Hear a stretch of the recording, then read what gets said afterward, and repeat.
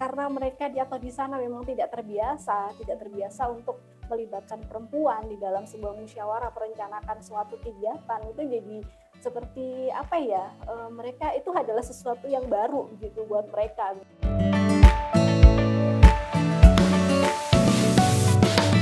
Halo sahabat Bakti, saya Alia. Selamat datang di podcast Baswara Bakti Puswara. Di podcast Baswara, kami mengajak Anda menyelami budaya Timur Indonesia, berkenalan dengan figur inspiratif, tradisi yang unik, hingga isu sosial yang tengah dihadapi di kawasan Timur Indonesia. Bersama Bakti, mari memahami KTI dengan seksama. Menurut Mbak Nyur, pentingnya mempertimbangkan pembagian peran antara laki-laki dan perempuan dalam mengupayakan kehidupan yang berkelanjutan itu. Iya, itu penting sekali ya. Pertama-tama itu kan haknya manusia gitu, dan itu dilindungi undang-undang kan. Kalau nggak dikasih kesempatan yang sama, itu sudah melanggar undang-undang begitu kan. Bahkan di desa itu sudah ada SDGs desa gitu, yang di situ salah satu poinnya adalah equality kan, kesetaraan. Jadi memang ya mau nggak mau emang itu harus dilaksanakan karena itu merupakan haknya manusia seperti itu ya. Kemudian yang kedua, seperti dari konsep keberlanjutan tadi begitu. Jadi memang kita memberikan kesempatan yang sama kepada manusia, ya terutama kelompok-kelompok yang rentan gitu kan, termasuk perempuan atau kelompok disabilitas gitu. Jadi ini sangat penting sekali. Semakin terbuka tadi kesempatan akses yang dimiliki oleh setiap orang itu, setiap kalangan, baik laki-laki, perempuan, semakin kecil kerentanan yang akan dihadapi oleh masyarakat, baik itu dia sebagai individu, sebagai sebuah rumah tangga ataupun kelompok masyarakat, itu akan semakin kuat gitu. Jadi begitu pentingnya melibatkan semua peran secara inklusif ya dalam sebuah upaya perencanaan pembangunan yang berkelanjutan. Ada cerita unik nggak nih Mbak di SBT dan SBD berkaitan dengan kesetaraan atau ketimpangan gender yang terjadi? Mungkin yang bisa saya ceritakan, yang pertama itu pada saat perencanaan, mungkin ya proses perencanaan itu karena memang kami kan berkelanjutan, inklusif, partisipatif, jadi memang kami menekankan partisipasi perempuan itu sama dengan laki-laki, itu harus laki-laki perempuan. Kemudian 30%-nya itu harus kelompok marginal, disabilitas, kemudian perempuan kepala rumah tangga misalnya, atau kelompok yang paling miskin yang memang dia asetnya sangat sedikit gitu, asetnya sedikit, misalnya tanahnya sedikit atau ternaknya sedikit atau dia nggak punya sama sekali misalnya.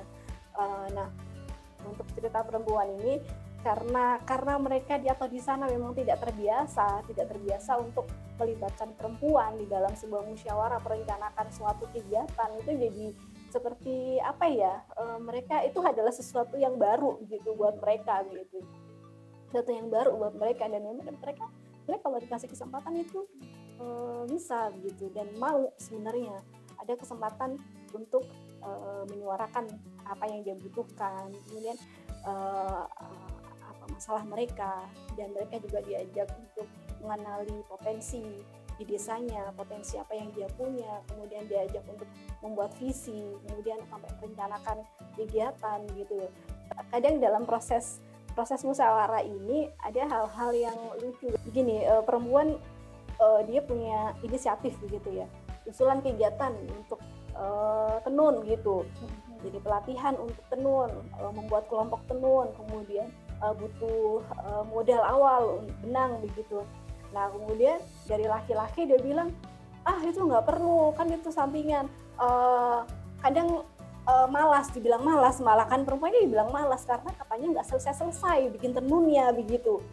Bikin tenun nggak selesai, nggak serius, dia bilang begitu.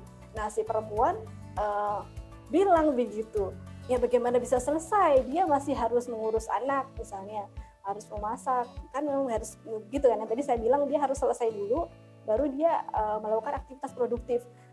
Aktivitas produktifnya itu pun dia harus membantu di kebun dulu. Nah baru ada sisa waktu malam misalnya dia baru menenun gitu. Nah bagaimana dengan waktu yang singkat itu bisa optimal gitu kan. Proteslah dia begitu kan. Nah kan bagaimana itu misalnya, jadi mereka itu ada kesempatan untuk mengatakan itu yang mungkin biasanya itu dipendam sendiri atau apa begitu ya.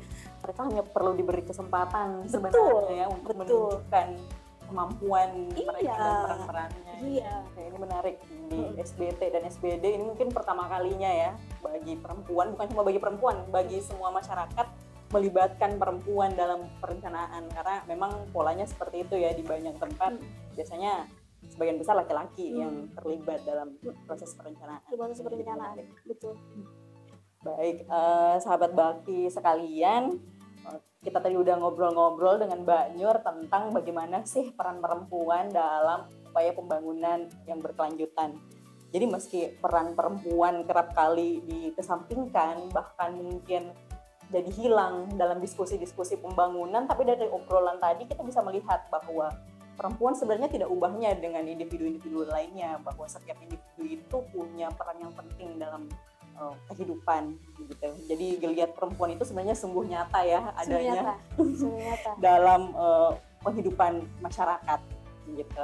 Jadi terima kasih Mbak Nur sudah mau berbagi cerita dengan kita semua dan sahabat bakti tentang peran perempuan dalam pembangunan berkelanjutan. Sukses untuk program Bangkit.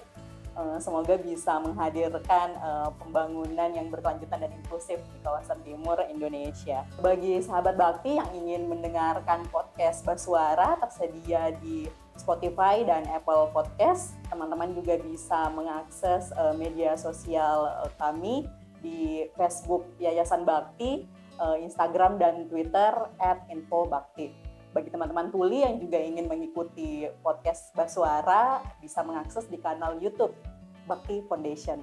Akhir kata, saya Alia. Terima kasih sudah mendengarkan podcast Basuara. Sampai bertemu di podcast Basuara edisi berikutnya.